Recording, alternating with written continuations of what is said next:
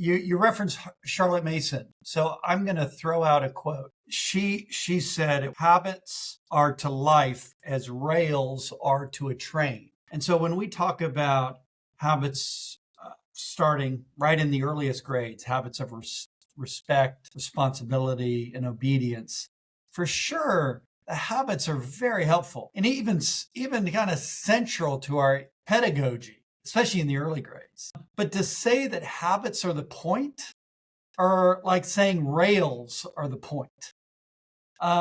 Rails are not the point. The point is where they're allowing the train to go. And this is what habits allow for our students and for us as adults. Welcome to the Stacking Habits Podcast with your hosts, David, Matthew, and Caleb. Our mission each week is to dig into the habits, rituals, and routines of guests who are living life to the fullest. But remember, knowledge without action is worthless. So be sure to take what you hear and put it into practice. Turn these words into works in your own life. Without further ado, let's dive in. Welcome back to the Stacking Habits Podcast. We are here with episode 12, and we have a little bit of a different guest. He's going to be a bit of a contrarian in some ways. I think many of us are always looking for the next hack, the next cheat code, the next gimmick, the next shortcut in order to get the results that we want. And our guest today is going to kind of flip that on its head and say there are no shortcuts. And he's going to sort of go more foundational into the building blocks of habits and discuss and discover who we are and who we ought to be. So we'll leave that as a bit of a teaser. But guys, I have a quick anecdote that just happened this week, and it really relates to habits. So you guys both know, anybody that follows me on Instagram, you know I have a dog. His name is Colt. He's a bit of a puppy yet. He just, I think he just turned 7 months old. And I know this may be shocking, but Colt has a girlfriend. Now, I don't think she knows that she's the girlfriend. Don't worry, this is not a weird, date rapey type situation. But the neighbors across the street have a Bernedoodle. Ours is a Cavapoo, so they both have a bit of doodle, and they're both about the same age. And Colt has met her a few times out on walks now, and I think he's just realized now that she lives across the street. And so he has been escaping. He's a very social animal, but he's been escaping our yard, running across the street, shows up on their front door, back porch, doesn't matter. And our poor neighbors are very kind about it, but they've had to bring him back to us a few times now. Well, what's interesting about this is at Christmas, I bought a GPS collar. So I didn't know this technology existed. I've never been a dog person, but there's this collar that instead of digging an electric fence line and putting a trench in and putting an actual wire, it just operates off GPS. It can send alerts and noise signals, and it can do the static. They call it static, not shocking, but it can shock the dog and basically keep him within certain boundaries. So we have the technology. I haven't fully trained Colt on how to use it yet, so he doesn't wear that collar yet. And go figure, he's been escaping more and more recently. So it's almost as if he knows. But here's the interesting parallel to habits. And this is something we talk about a lot. It doesn't mean a darn thing if you listen to our podcast, read a good book, follow somebody interesting on social media, and just absorb all this information if you don't actually put it into practice. So Colt, we have the technology. I know how this works, but it's sitting on my counter because I haven't trained Colt properly on how to use it. And I don't just want to throw it on him and confuse him. And I don't think that'd be a very humane thing to do. So how many of us, I know I'm so guilty of this. I don't take a lot of time to reflect or try to put a ton of stuff into practice. I'm always looking for that next nugget, that next magic bullet that's going to make my life better. And so I challenge you, as you listen to this episode, as you listen to other episodes, as you engage in your own content, I challenge you to actually look for ways to put it into practice. So that may mean pausing the podcast, taking a note, and then revisiting that note later. It may be writing a note to your future self, emailing it to yourself. You can use some sort of a time delay and check it out in a week. But I challenge you, if you hear something worth putting into practice, go do the darn thing. So don't leave the collar on the counter. Put the collar on the dog with training wheels, of course. And I guarantee you your life will be better. So without further ado, we're going to jump in with Andrew Hart from the Oaks Academy here in Indiana. Andrew, you joined the Oaks a few years after it was founded. Can you tell me a little bit about what those first few years were like going in 2002? David, the first few years of the school or when I came on board in '02? You said '02, so I assume that would be it, but I Yeah, just mean in before. '02, were you part of the founding team when the Oaks was founded? No, thankfully not. So it's always helpful not to be a founder. I'll keep that in Yeah, we should mind. have talked to you before we So launched Scout keep that in IQ mind then. for future endeavors, or never to put your name on the door, because you're always carrying the responsibility of the founding vision. The school, as you said, was founded in '98, and I started in '02. And those 3.5 years, September '98 to April '02, when I started, those 3.5 years were fairly tumultuous, in part because the school had no template to follow. And it was the kind of the brainchild of a little group that was meeting who were not educators, largely business people, entrepreneurs like yourselves, who had this idea of how a school could really impact a community and bring about renewal and revival in a neighborhood. And renewal revival in every respect of the word, from economic to spiritual to kind of a renewed sense of ownership of place, pride of place. And that was their hope and vision. But a good entrepreneur probably knows their limits as well. And they did, but they were drawn in because of a lack of leadership. So over the first 3 years, there were a host of things that went wrong, but one of the critical things that went wrong was not having stable leadership. And as you three know, you build an organization by bringing together, and sometimes it's incrementally, but by bringing stability into play. So people kind of can rely on a product, can rely on a relationship, can rely on a place and a service. And so that sadly was not in place. And so when I started in April of '02, I would say certainly not shambles, but I would say definitely a rather tumultuous start those 4 years. Uncertainty about payroll, uncertainty about support, uncertainty about curriculum, philosophy. And this is what happens with a lack of retention in my seat. So when I started, there was a lot of uncertainty and a lack of stability. So I was just reading your bio before our call, and it looks like you have a business background.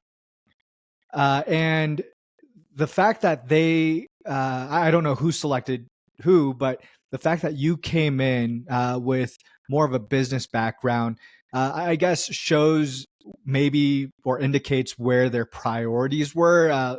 Like you said, missing payroll, I guess not having the curriculum. So can you tell me a little bit about, I guess, what came first in rebuilding the Oaks to a more stable place? Was it more financial, or was it building the curriculum, or was it a little bit of both at the same time? Yeah, there was a number of questions you layered in there. I would say the selection of a new leader was as much out of desperation.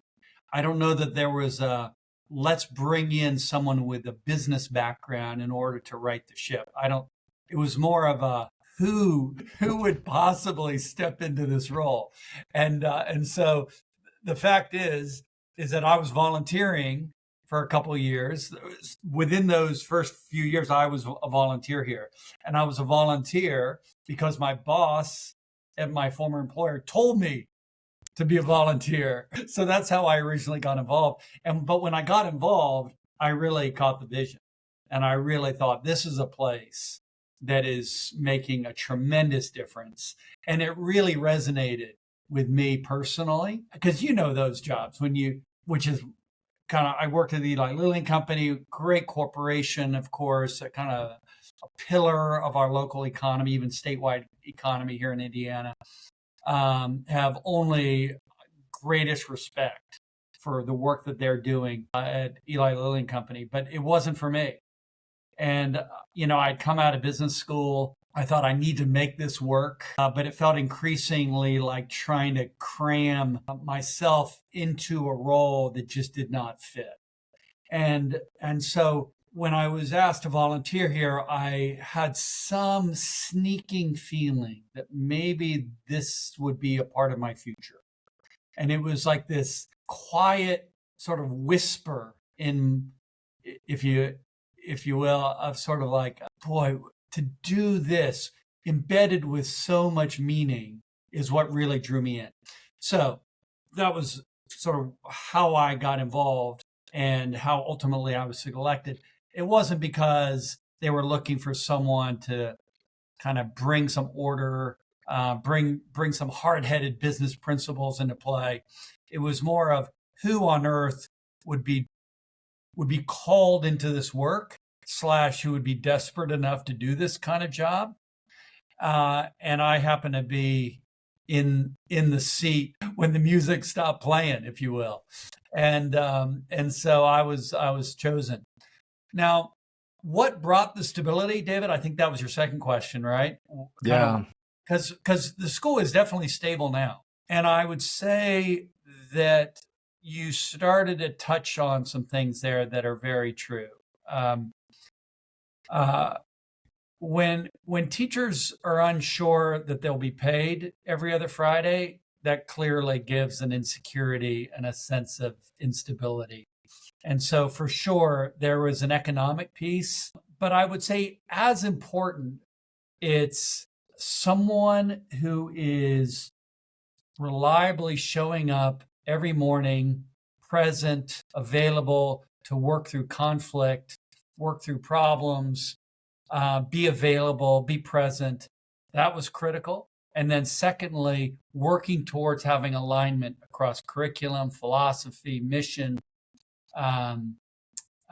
meaning, purpose, definition for the school, how we work through conflict, and having alignment around those principles and those ideas was really essential to giving this beautiful place a degree of stability so that people could just count on it.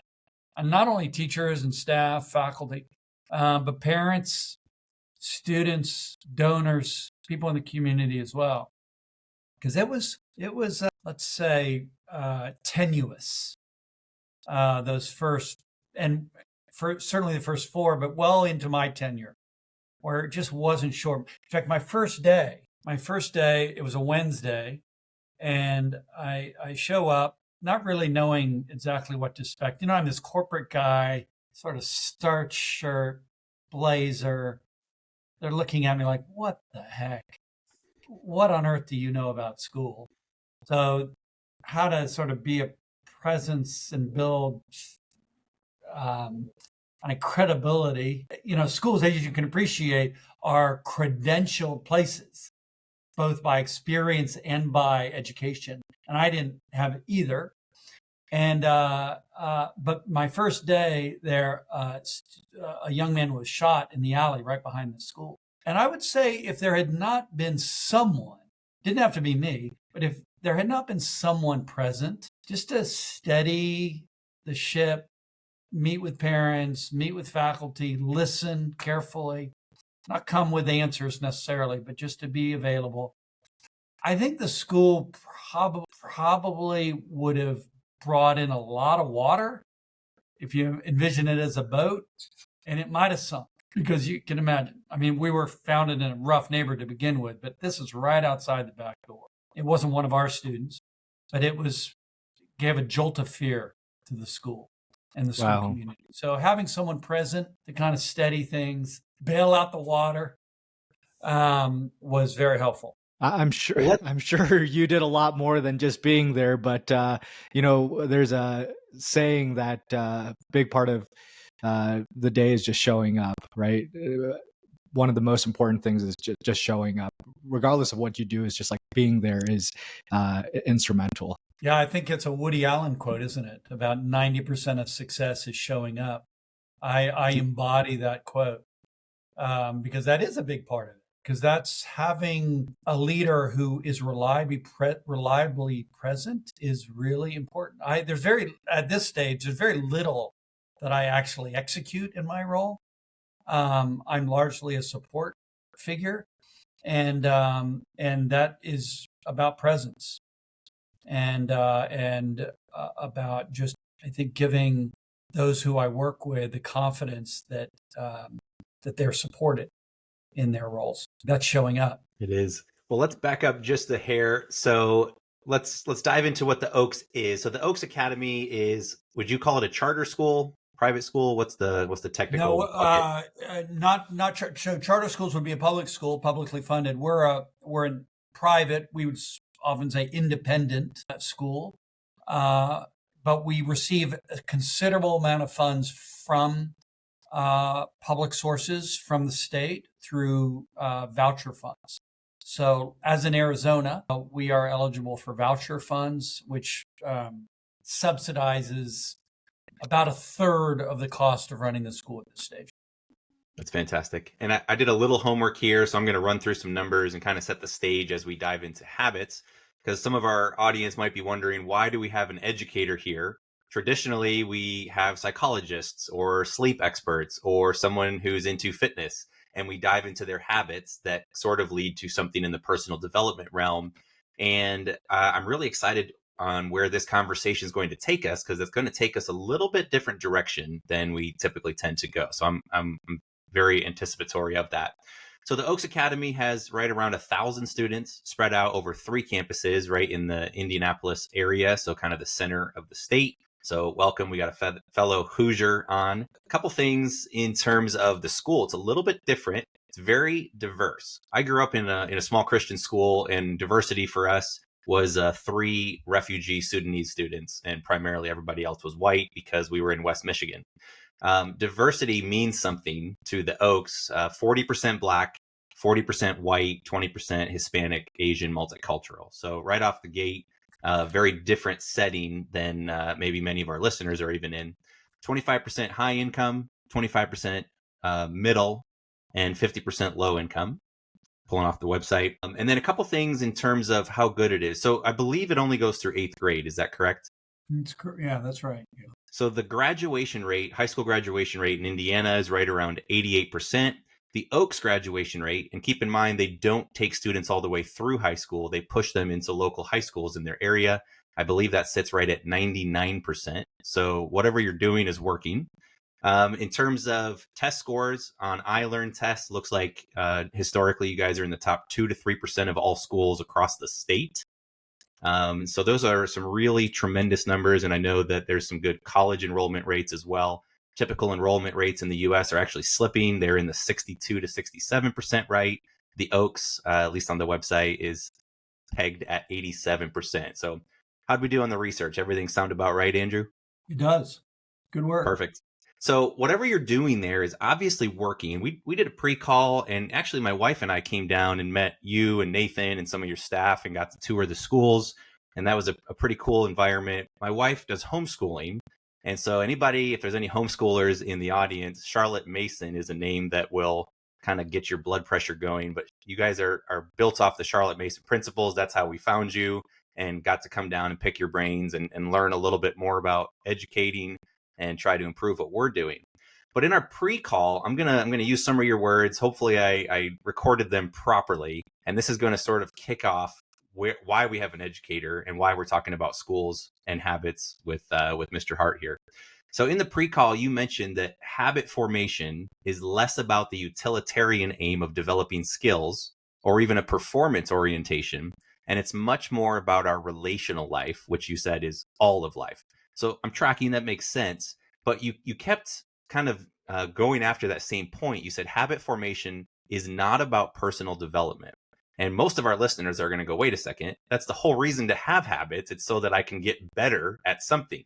So we got a contrarian viewpoint. And you went on to say it's about caring for and nurturing the relationships I'm in. So relationships with God, others, neighbors, yourself, nature. It's not about efficiency. It's not about scaling techniques. It's about how we're supporting students to be rather adept at functioning in healthy relationships. So I hope I set the stage properly. I hope I didn't mix up too many of your words. But I think for many of our listeners that are used to hearing very practical tips on how to better their lives, I think this is going to be a little bit of a head scratcher. So I'm going to turn it over to you, Andrew. And I'd love to hear how this came to be and what does this mean for the Oaks and what does this mean for students as they grow up and mature into adults in workplaces and beyond. Well, you've set me up as a contrarian. I rather like that identity, to be honest with you. I can see your eyes light up when I said it. So yeah, I'm not trying to poke the bear, but maybe this is what we need. Good. You referenced Charlotte Mason, so I'm going to throw out a quote. She said at one point in some of her writing, habits are to life as rails are to a train. So they allow us in some ways to reveal who we are created to be, habits, drawing us out of our weaknesses, drawing us out of our often negative tendencies to enter into something greater, more virtuous. And so when we talk about habits starting right in the earliest grades, habits of respect, responsibility, and obedience, for sure, the habits are very helpful and even kind of central to our pedagogy, especially in the early grades. But to say that habits are the point, or like saying rails are the point. Rails are not the point. The point is where they're allowing the train to go. And this is what habits allow for our students and for us as adults. They allow us to move into a truer sense of being in a way. It sounds really new age, I know, but it allows us to realize who we can be, to realize our God-given nature. Because there is so much clouding who we are, whether it be just plain defiance, or whether it be laziness, where we just kind of doom scroll through our social media posts all day, or watch series after series on Netflix, and eat a tray of brownies. Certainly, habits can lift us out of that, but for what purpose? And is the purpose to become sort of more convinced of our own strength and ability and more self-confidence, perhaps? But we would say, as a Christ-centered school, that is coming to kind of realize and maybe even uncover who we are, who we truly are as people, as image bearers of God. So that's the initial idea of kind of what the purpose of habits are at the Oaks. And that is about, like you said, Caleb, it's about habits equipping us so that we can be in healthy relationship with one another, with authority, with God, with nature, with learning, with a book, with an author, with an artist, material and immaterial, relational and of what's present in our presence and what's beyond our presence.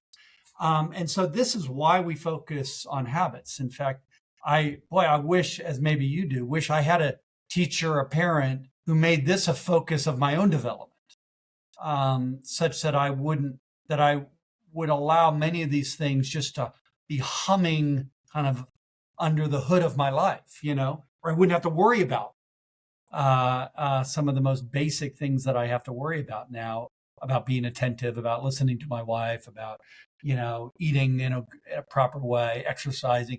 I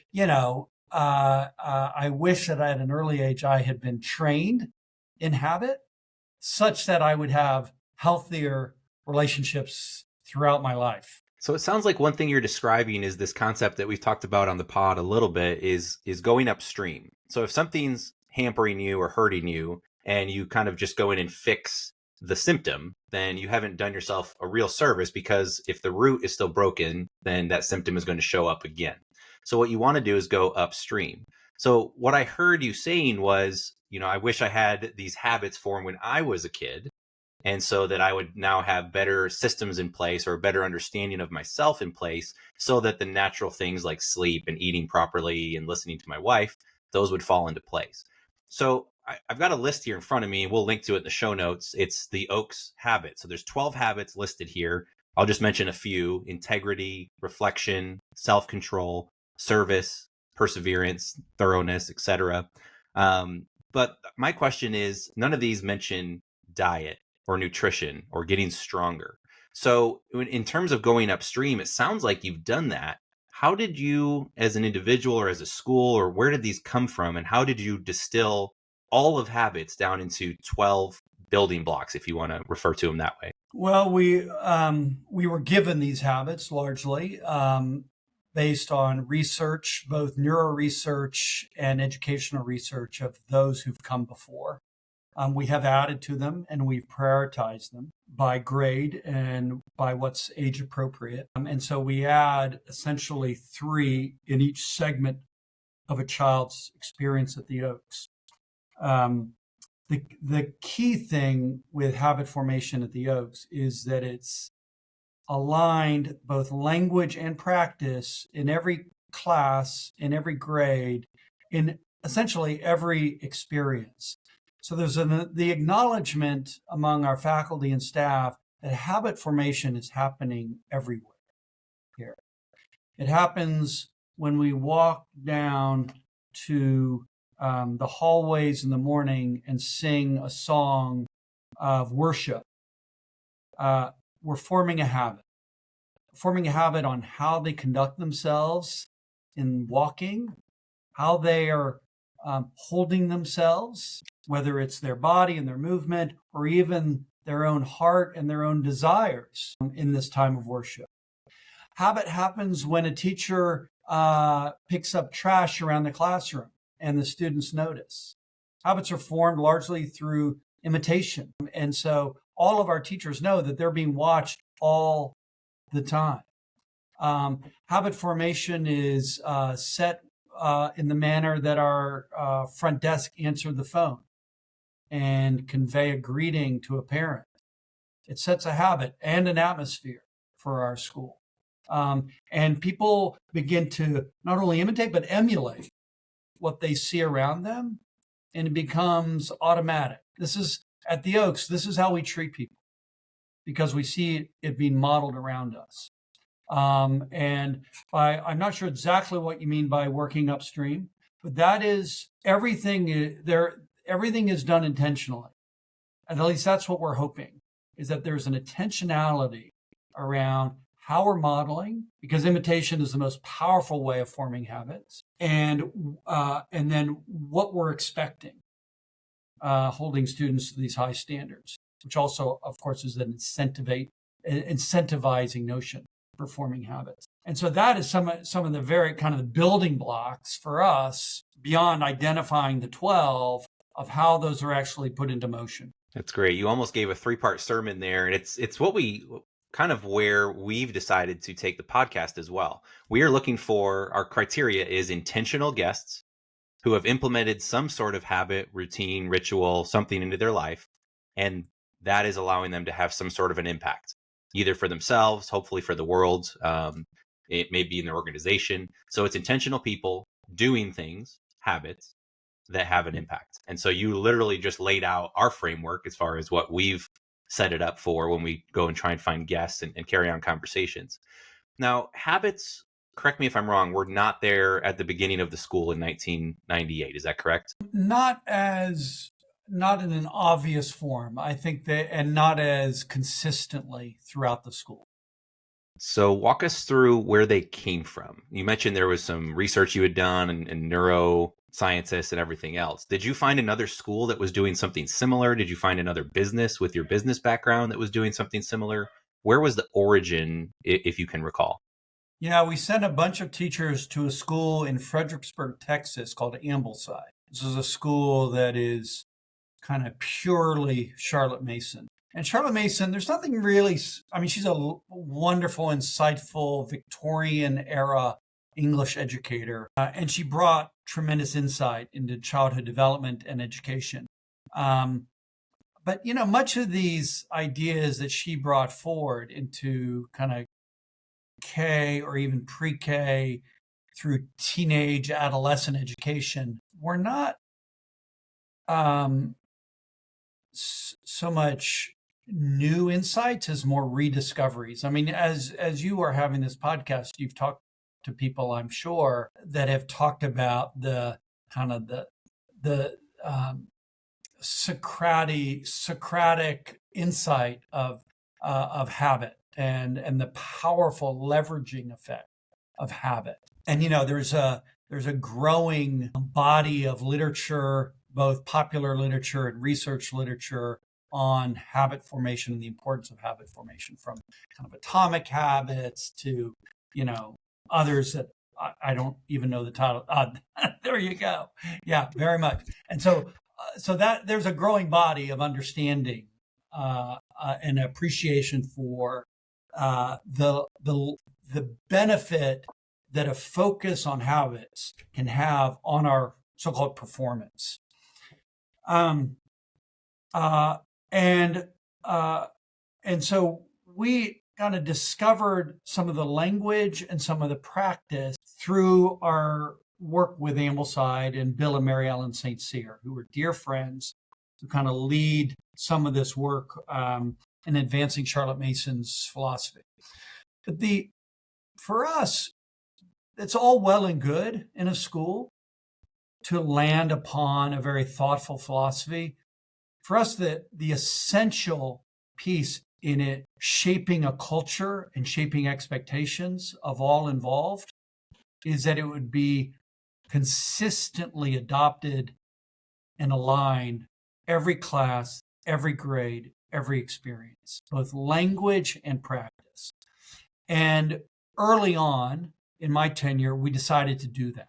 We decided to cast out lots of student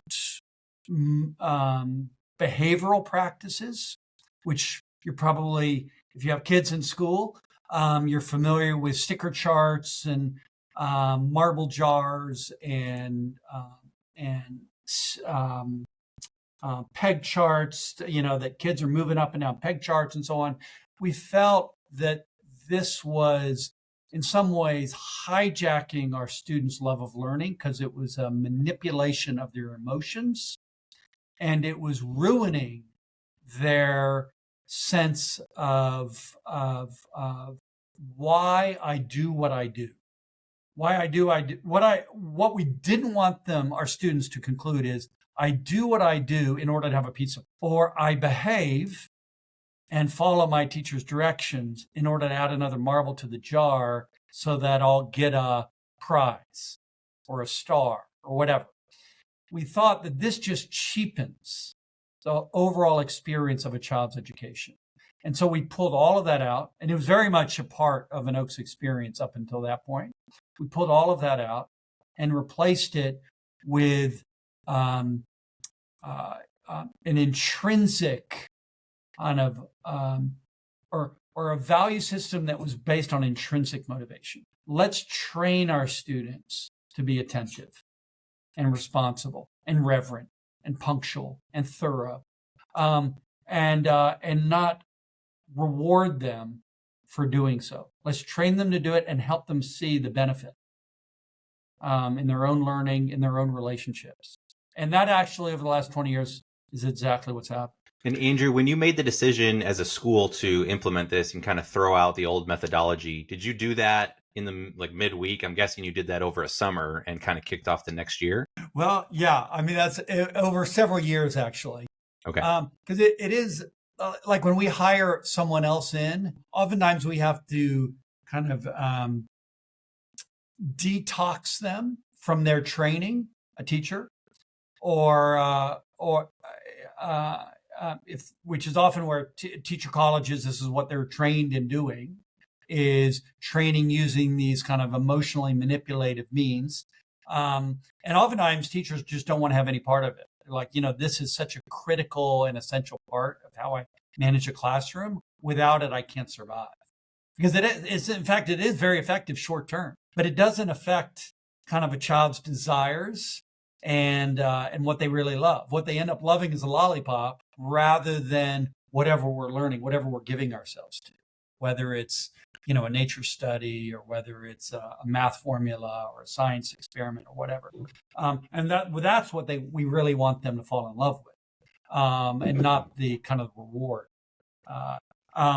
But we decided to adopt this and phase it in over time because we knew that there were habits built in that we'd have to replace. Let's call them bad habits, that we would have to slowly wean off in order to replace with something which we felt like was much more virtuous. Andrew, I'm just curious.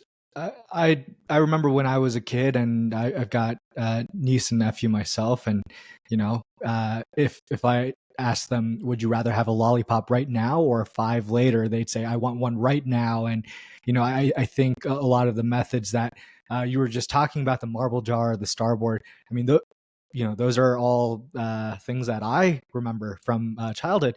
I'm just curious, how long does it take for the average student to really get a deep, what you said, intrinsic appreciation for what they're doing, as opposed to the short-term gratification of a star or a sticker or a marble? That's a good question. Most of our students start here when they're 4 and 5 years old. And most of them very much like getting candy for getting a right answer. Who wouldn't? I'll take it. And so it takes time. It varies by child. It varies by according to the support of the parents, their background. Is there a certain age though where you notice most kids it just clicks? No, it's just there's too much variance. Okay. Because there's so many influences in a child's life. Like, we have very limited use of technology here. I'm going to give you another example, Dave. And for children to come into this school and realize that their learning is not driven by an iPad, for some, that really takes some adjustment. That all the interaction with a teacher is face to face. It's not mediated by a screen. They're learning to read a teacher's expression. They're learning to listen for subtleties that are robbed of them with a screen mediated education. That takes time, because there are students who start the Oaks later, 3rd, 4th, 5th grade, for instance. They have deficits in that area. And they have deficits in some of those relational areas that we might take for granted if we grew up interacting with people in a school setting or at home. A lot of our students, many of them are coming from homes that are quite chaotic, where there are adults, but in and out, and maybe a single mom, and little conversation occurring around them. And so for them to begin to discover how people converse, and they have not learned those skills at up till 10 years old, that's going to take some time. And there are some habits built into that, obviously. How you're listening to someone, how you're reading their face, how you're listening for nuance. That's something that we take completely for granted now because it's become a habit. It's like driving a car. I don't think about so much of what I'm doing when I'm driving a car. And so same with our students now who've been here for a while. And this is what I said, habit formation is everywhere. It's in the air. It's in every interaction. It's in every action. And that's something that we've been very intentional about identifying here. Can we get real practical with that? So, David, you mentioned the idea of self-control or delayed gratification with the lollipop example. So, Andrew, I know that you introduce, at least on the website, it says 4 new habits in kindergarten, 4 in 2nd grade, 4 in 6th grade. Self-control is one of the building blocks. So when does that get introduced? And then could you actually walk us through what does that look like when you introduce a habit to the students? How do you help them put it into practice? Because many of our listeners have habits they want to implement in their lives. And I guess step one is knowing, where do you want to go? What's that intention? But practically for children, and then how do we extrapolate that to adults? How do you teach that and then help them put that into practice? Yeah. There's shared language, first of all. So these 12 habits that you're mentioning, it's identified by all teachers, especially as this is the language that we use when we talk about student growth and formation, our habits. So that might be easy to overlook on shared language, and that shared language we convey home because we use this shared language in report cards, in parent-teacher conferences. When a student is having a hard time, we're using the language of habit such that it flows both directions, school, home, back again, and that the student feels kind of enclosed by this shared philosophy of habit. So this is kind of back to this question of alignment. Now, it's not as if we have a ceremony where we are introducing 4 more habits in 4th grade against 6th grade. It's more of, this is just sort of, we're now reaching a point of maturity for a student. They're entering 4th grade. They're now equipped to adopt 4 more. Same with 6th grade. And 6th grade is a natural. So this, our 5th grade leave kind of the lower school and go to a different building. And it's a different experience. They're given lots more latitude, have their own lockers, lots of movement, teachers by subject rather than one teacher for all subjects. And so it's a natural place to introduce more habits. And again, it becomes a part of the language that surround them, that they become immersed in. And that's, I think, what allows it to be in some ways so comforting. Many schools, you go grade to grade and it's a new scheme every teacher, every grade, and it leaves, I think, a student figuring out, okay, what are the rules of this game that I need to master in order to get by? Which when I was really good at figuring out the rules of student behavior, so I basically could sail through. And my heart was never changed, really, because I was just learning. I just could figure it out. Here, it's very different in that way, in that, this is just who we are. It's part of our identity, and this is part of the experience of being a student. And because most of our students come in when they're very young, it's like a fish in water. It's like I think they don't know any different. That they are well accustomed to this idea and the expectations around this idea of habit formation from when they start to when they finish, and most come and stay for 10 years. So it allows us to really invest in a student's growth and maturity through habit formation. I love that. In today's society, we're so focused on hacks and shortcuts and what's the least effort I can take to get the desired result. And you really peeled that backwards. And kudos to once an organization is up and running, it had to be incredibly difficult, like you said, to tear down those bad habits and restart. I used to work for Johnson & Johnson, so similar vein as Eli Lilly. And the bigger the company gets, it seems it's harder to pivot and to make those changes because that culture has become so ingrained. So it'd be one thing to send a bunch of prospective teachers down to Ambleside and say, hey, let's go build a curriculum and start from scratch. I can't imagine the work required to come in and tear it all down and rebuild it back up. And like we said, the results speak for themselves. 99% graduation rate from high school when the state average is 11 points lower than that. So kudos to you and your team. How difficult has it been for you to go about hiring new teachers? Is it something where you're looking for people that you feel like are already a perfect fit for those 12 habits, or are you hiring people knowing there's going to be a large adjustment process where you're teaching the teachers the same thing they're going to be teaching the students later on? How do you kind of find that middle ground of a teacher that knows the habits, but also knowing you're going to have to train them as they go along and begin to lead these classrooms? Yeah, it's far more the latter, Matthew, than the former. I mean, we would be waiting a long time to find perfect fits for what we're doing here. We invest a lot of time up front in the interview process to ascertain a couple things. Is this teacher humble enough to reflect on their own practice, to realize that what fits and what does not fit?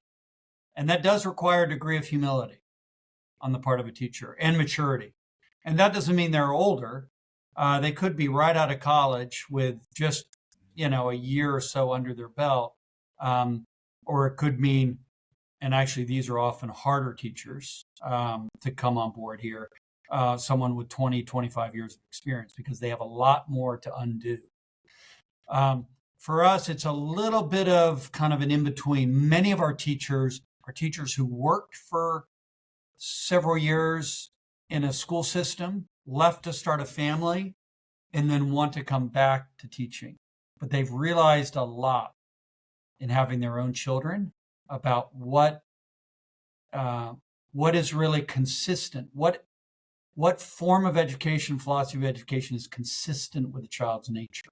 And so they can come to a place where they can so-called cut with the grain rather than against the grain, which so much, and this is, I think, part of why schools are such chaotic places now, is that so much of what's advanced as quality education is really going against the child's grain, is sort of, like I said earlier, kind of hijacking who they are through manipulative measures and not valuing kind of what a child can bring and seeing them as quite capable, if only given an opportunity to grow into that through habits.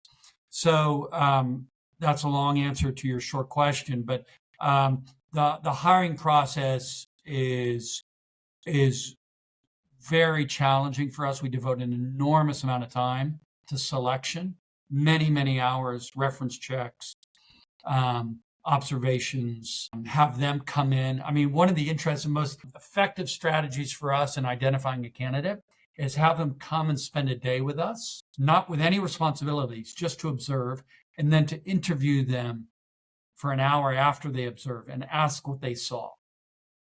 And if they have eyes to see what we're doing and have insight, then they're likely a really good candidate. But if they talk about, and if there's a lot of educational jargon and a lot about performance, then, or they're just not talking about kind of the value and principle-based experience that our students are having, they're going to be a miss. That's really good. That makes a lot of sense. I'm sure a lot of those exact principles work for hiring in just the normal private sector business, as well as finding people that are willing to learn and people that can be observant and look outside themselves and see what's actually going on underneath versus just the top level things that the average person would see. That makes a lot of sense. Yeah, we can see what they've done on paper.